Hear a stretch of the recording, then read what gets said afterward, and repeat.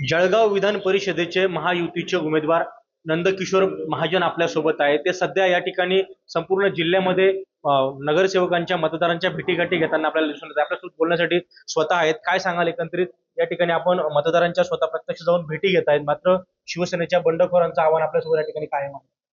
आपणा सर्वांना कल्पना आहे की जळगाव विधान परिषदेच्या निवडणुकीच्या माध्यमातून कालच या ठिकाणी माघारी झालेली आहे आणि या ठिकाणी 4 उमेदवार आता रिंगणात आहे। काही कारणास्तव शिवसेनेचे बंडखोर उमेदवार या ठिकाणी राहून गेले, परंतु उच्च स्तरावरून सर्व चर्चा या ठिकाणी सुरू आहे। आणि मी आपल्याला या ठिकाणी सांगू इच्छितो की आज सकाळीच मी मुक्ताईनगरचे आमदार आदरणीय चंद्रकांत पाटील यांची भेट घेतली। त्यांनी मला भरभरून शुभेच्छा या ठिकाणी दिलेल्या आहे। त्याचबरोबर आपण जिथून माझा माईट घेतला आहे हे आदरणीय पाचोऱ्याचे आमदार आदरणीय किशोरप्पा पाटील यांची मी सर्व नगरसेवकांसह भेट घेतली आणि त्यांनी भरभरून शुभेच्छा या ठिकाणी मला दिलेल्या आहे। आपण जे विचारतात आहे की महायुतीमध्ये थोडी गडबड आहे, परंतु कुठलीही गडबड या ठिकाणी महायुतीमध्ये होणार नाही। आमचे सर्व नेते मंडळींचे आशीर्वाद आणि सर्व महायुतीचे नगरसेवक यांच्या आशीर्वादाने या ठिकाणी आमचा विजय निश्चित आहे। परंतु त्या ठिकाणी नाशिकमध्ये गीते बंधू असतील, त्या ठिकाणची उमेदवारी कायम आहे। इकडे रेश्मा काळेंची उमेदवारी कायम आहे। कुठेतरी महायुतीच मध्ये आपल्याला बघायला मिळते। हा वरच्या स्तरावरचा निर्णय आहे। मी एक छोटा कार्यकर्ता आहे आणि मी उमेदवार म्हणून या ठिकाणी असल्यामुळे मी या विषयावर या ठिकाणी बोलू शकत नाही। विजयाची किती खात्री आहे? विजयाची 100% खात्री आहे।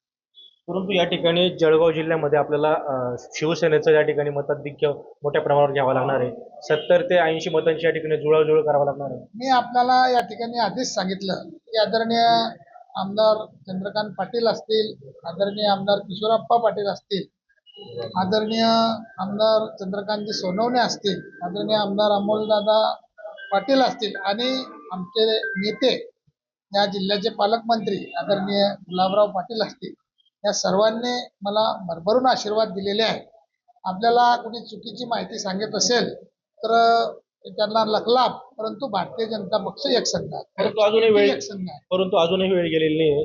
जे अपक्ष उमेदवार आहेत बंडखोर, त्यांची मनधरणी करण्याचा प्रयत्न सुरू आहे का? मी आधीच तुम्हाला सांगितलं की हा उच्च स्तरावरचा निर्णय, वरून निर्णय झालेला आहे।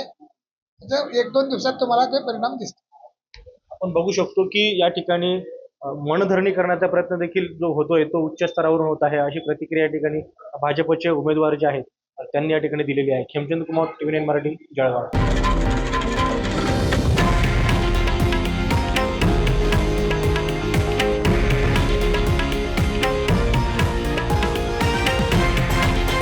हे आहे देशातील नंबर 1 न्यूज नेटवर्क आणि आपण पाहत आहात TV9 मराठी, एकमेव।